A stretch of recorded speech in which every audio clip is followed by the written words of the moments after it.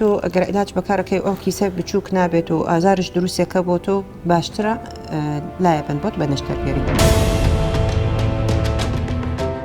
سڵاو لەبێ دکتۆرە گیانم کاتۆ باش. بەخێر بێ خوشکم. سپاس دەکەم. باشی گیانەکەم فەرموویگیان. دکتۆرە گیان ماوەی 6 مانگێکم تابعەی خۆمەکەم پێم دەڵێن کە کیسی هێلکەدانت هەیە. چۆن زانیت تا کیسی هێلکەدانت هەیە؟ سۆنەرم کردو و ئێستاش سۆنەری تازەم هەیە. فەرمووی دکتۆرە گیان.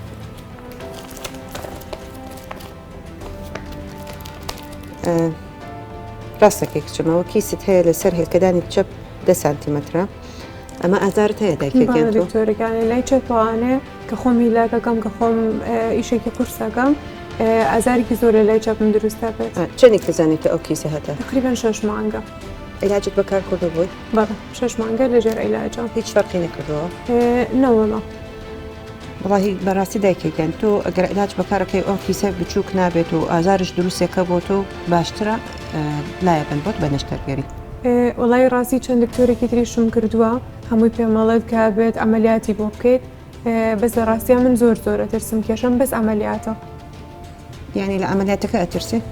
لە هەڵدڕی نیستک ئەترسم لە ڕاستیە. باشە کچم ئێمە ڕێگەیەکی ترمان هەیە ئەتوانن بەبێ هەڵدڕی نزیک ئەو کیسە لابن بۆ تۆ بە هەناوبینین بە نازۆر زێگەوە ئەتوانین لە ڕێگەی 3 کون هەر کونێک تقریبا سانتیمەترێکە بێت کەمترش لە سانتیمەتر ئەو کیسە لایە بن بۆت و دەرەکەن و ئەنێرن بۆ زەرە. من کێشەم ئەوەیە کە دەوامم هەیە مناڵم هەیە ئەگەر ئەمەلیات بکەم ژیانی ئاساییت ناتوانانی بکەیت تەڵان.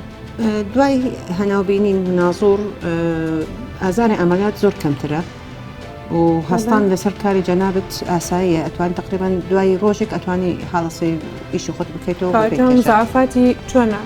مزعفاتی لەرەی ئازار و لە ڕێی التیهاب زۆر کەمترە لە هەڵدرانەوەی زگەوە و ئەتوانێت ئیشاڵڵا ئێمە ئەوە ئەکەن بۆ تۆ و هیچ کێشەمان نابێتەوە بە زووترین کات هەڵەسی بۆ کاری جەنابەت. یعنی ئیشەڵڵا تۆ قەراری نازۆرەکە ئەیت بۆم باشترە بۆ تۆ ئەگەر تو خۆت جەنابەت لە هەڵدرانەوەی ئەترسێ و ئاسانترە بۆ جەنابەت. دەستە خۆش بێ دکتۆرە گیان. سەلامەت. سپاس دەکەم. سمارت وەرچەرخانە.